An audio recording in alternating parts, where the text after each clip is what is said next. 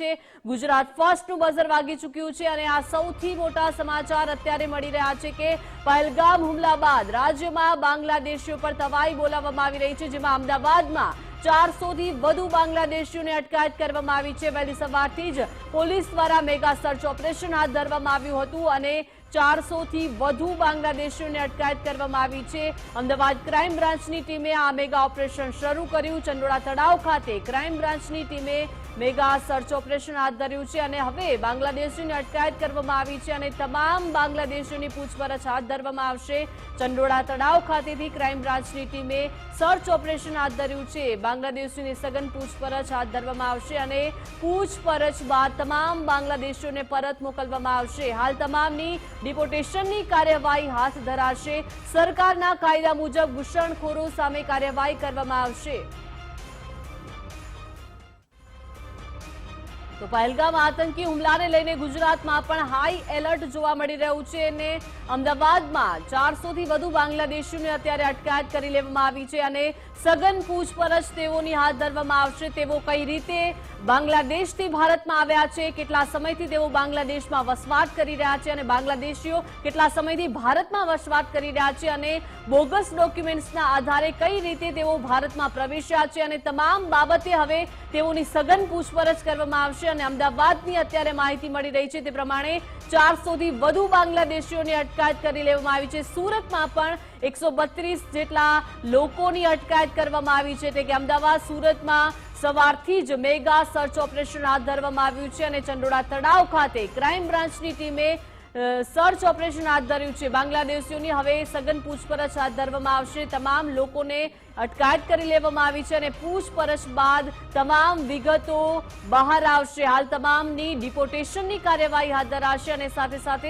સરકારના કાયદા મુજબ ઘૂસણખોરો સામે કાર્યવાહી કરવામાં આવી રહી છે અને તમામ લોકો કઈ રીતે ભારતમાં પ્રવેશ્યા છે, કોની સંડોવણી છે, તેમની શું ભૂમિકા હતી અને ભારતમાં પ્રવેશ્યા બાદનો તેમનો ઉદ્દેશ્ય શું હતો તેને લઈને હવે સઘન પૂછપરછ હાથ ધરવામાં આવી રહી છે અને હાલ તમામની ડિપોર્ટેશનની કાર્યવાહી હાથ ધરવામાં આવશે। અને સુરતની જે વિગતો મળી હતી તે પ્રમાણે સુરતમાં 132 જેટલા બાંગ્લાદેશીઓને અટકાયત કરવામાં આવી, તેમનું સરઘસ પણ કાઢવામાં આવ્યું અને અમદાવાદમાં પણ તે જ પરિસ્થિતિ જોવા મળી। પોલીસ દ્વારા મેગા સર્ચ ઓપરેશન હાથ ધરવામાં આવ્યું અને અમદાવાદમાં 400 થી વધુ બાંગ્લાદેશીઓને અટકાયત કરવામાં આવી અને લાઇનસર તેઓને પૂછપરછ માટે લઈ જવામાં આવી રહ્યા છે અને વહેલી સવારથી જ પોલીસ દ્વારા આ મોટી કાર્યવાહી કરવામાં આવી છે। અમદાવાદ પોલીસ દ્વારા 400 થી વધુ બાંગ્લાદેશીઓને અટકાયત કરી લેવામાં આવી છે।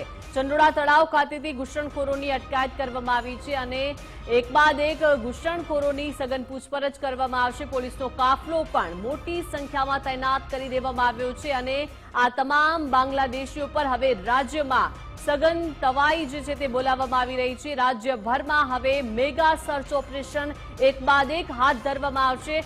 અત્યારે અમદાવાદ અને સુરતમાં મેગા સર્ચ ઓપરેશન હાથ ધરવામાં આવ્યું છે અને ખૂબ જ મોટી સંખ્યામાં આ બાંગ્લાદેશીઓ ગેરકાયદે ભારતમાં વસવાટ કરી રહ્યા હતા। છેલ્લા લાંબા સમયથી તેઓ વસવાટ કરી રહ્યા હતા। વધુ માહિતી સાથે સંવાદદાતા માનસી જોડાઈ ગયા છે।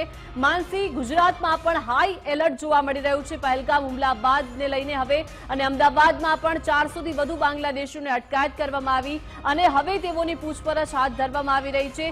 શું આગળની કાર્યવાહી રહેવાની છે માનસી?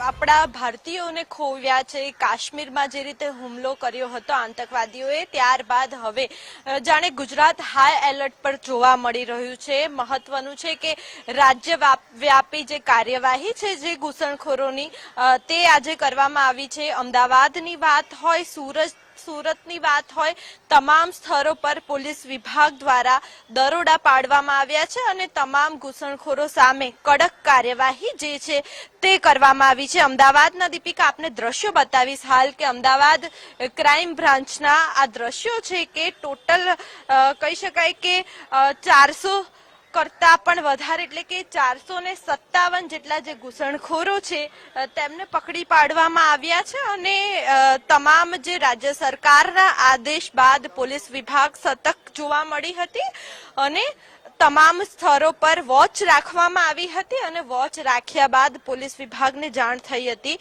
કે ચંડોળામાં ઘૂસણખોરો સૌથી વધારે સંખ્યામાં છે. પહેલા પણ દીપિકા આ જ વિસ્તારમાં 127 જેટલા જે ઘૂસણખોરો છે તેને ઝડપી પાડવામાં આવ્યા હતા અને ત્યારબાદ અત્યારની વાત કરવામાં આવે તો અત્યારે લગભગ 457 જેટલા ઘૂસણખોરોને પકડી પાડવામાં આવ્યા છે. અમદાવાદ નહીં પરંતુ સુરતમાં પણ આ જ પ્રકારે જે કાર્યવાહી છે તે કરવામાં આવી છે. એટલે ચોક્કસથી હવે રાજ્ય સરકાર જાણે એલર્ટ મોડ પર હોય તેવું લાગી રહ્યું છે. જે રીતે ઘૂસણખોરોનું બી પ્રમાણ વધી રહ્યું છે ત્યારે આ જે દ્રશ્યોમાં જોઈ શકાય છે કે મોટી સંખ્યામાં જે ઘૂસણખોરો છે તેમને ક્રાઇમ બ્રાન્ચના જે ગ્રાઉન્ડ છે ત્યાં બેસાડી રાખવામાં આવ્યા છે. કારણ કે ઘૂસણખોરોની સંખ્યા દીપિકા એટલી વધારે હતી કે ક્રાઇમ બ્રાન્ચમાં માય તેવી પણ શક્યતા હતી નહીં અને તેના જ કારણે પોલીસ વિભાગ દ્વારા ગ્રાઉન્ડમાં બેસાડવામાં આવ્યા છે. એટલે આ તમામ ઘૂસણખોરોની સામે કડક કાર્યવાહી જે છે તે કરવામાં આવશે. અમદાવાદના ચંદોડા વિસ્તારની પણ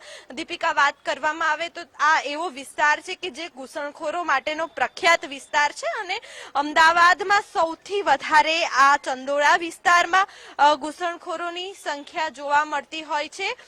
ત્યારે પોલીસ વિભાગે ગુજરાત સરકારના આદેશ બાદ ગૃહ મંત્રાલયના આદેશ બાદ આ તમામ જે ઘૂસણખોરો છે તેમને પકડવા માટેનો જે એક્શન પ્લાન છે તે બનાવ્યો હતો અને સતત છેલ્લા ઘણા સમયથી વોચ રાખવામાં આવી હતી અને વોચ રાખ્યા બાદ તમામ એલસીબી હોય કે પછી સાયબર વિભાગ હોય કે પછી એસઓજી હોય એમ તમામ વિભાગના તમામ જે એજન્સીઓના જે ઉચ્ચ અધિકારીઓ છે તેઓ આ રેડમાં જોડાયા હતા અને આ જે મેગા ઓપરેશન છે તે હાથ ધરવામાં આવ્યું હતું. એટલે કે મોડી રાત્રે લગભગ અંદાજે 3 વાગ્યે પોલીસ તાડકી હતી આ વિસ્તારમાં અને તમામ જે ઘૂસણખોરો છે તેમને પકડી પાડવામાં આવ્યા હતા અને આ તમામ ઘૂસણખોરોને અમદાવાદના કાંકરિયા વિસ્તારમાં આવેલા ફૂટબોલ ગ્રાઉન્ડમાં બેસાડવામાં આવ્યા હતા અને ત્યારબાદ ત્યાંથી ચાલતા ચાલતા આ તમામ જે ઘૂસણખોરો છે તેમને ક્રાઇમ બ્રાન્ચ સુધી લાવવામાં આવ્યા હતા. એટલે ચોક્કસથી હવે સરકાર પણ એલર્ટ મોડ ઉપર જોવા મળી રહી છે કારણ કે ખૂબ જ ઊંડા પડઘા પડ્યા છે.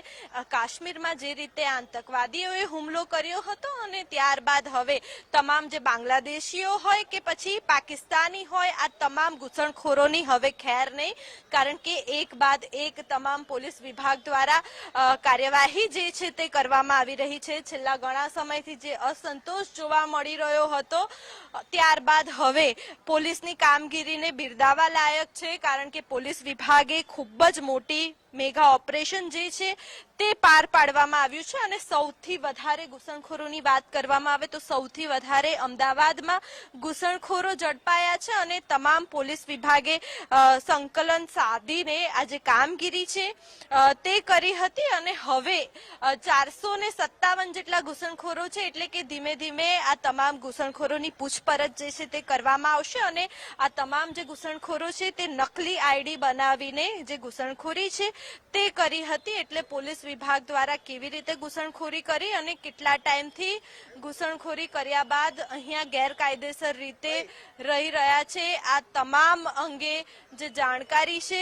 તે મેળવવામાં આવશે. પૂછપરછમાં અનેક ખુલાસા થાય તો નવાઈ નહીં કારણ કે જે રીતે ઘૂસણખોરી કરી હતી ત્યારે આ ઘૂસણખોરી કોઈ પણ એજન્ટ વગર શક્ય છે નહીં અને આમાં અનેક જે એજન્ટો છે તે પણ પકડાશે તેવી વાત હાલ સામે આવી રહી છે. હાલની અમદાવાદની વાત કરવામાં આવે તો તમામ ઘૂસણખોરોને ક્રાઇમ બ્રાન્ચ હવેલીના જે ગ્રાઉન્ડ છે ત્યાં બેસાડવામાં આવ્યા છે અને થોડીક જ ક્ષણોમાં હવે અમદાવાદના કમિશનર દ્વારા પ્રેસ કોન્ફરન્સનું જે આયોજન છે તે કરવામાં આવશે અને સુરતમાં પણ ગૃહમંત્રી હર્ષ સંઘવી દ્વારા આ સમગ્ર મામલે જે મીડિયા સંબોધન કરવામાં આવશે અને તમામ અધિકારીઓ સાથે વાર્તાલાપ જે છે તે કરવામાં આવશે. ક્રાઇમ બ્રાન્ચના આ દ્રશ્યો છે કે અહીંયા તમામ જે ઘૂસણખોરો છે તે જોવા મળી રહ્યા છે અને ગરમીનું પ્રમાણ વધુ હોવાથી તેમના માટે પીવાના પાણીની પણ વ્યવસ્થા કરેલી જોવા મળી રહી છે. એટલે કે આ ધરપકડમાં અનેક ખુલાસા થાય તો નવાઈ નહીં દીપિકા અને આ સમગ્ર મામલે થોડીક જ વારમાં આ તમામ ઘૂસણખોરોની પૂછપરછ જે છે તે હાથ ધરવામાં આવશે. જી બિલકુલ આભાર માનસી વિગત સાથે જોડાયા તે બદલ. એટલે કે હવે તમામ રાજ્યોમાં એલર્ટ મોડ દેખાઈ રહ્યો છે અને તમામ બાંગ્લાદેશીઓની સઘન પૂછપરછ હવે કરવામાં આવશે અને તેઓને બાંગ્લાદેશીઓને પરત મોકલવામાં આવશે.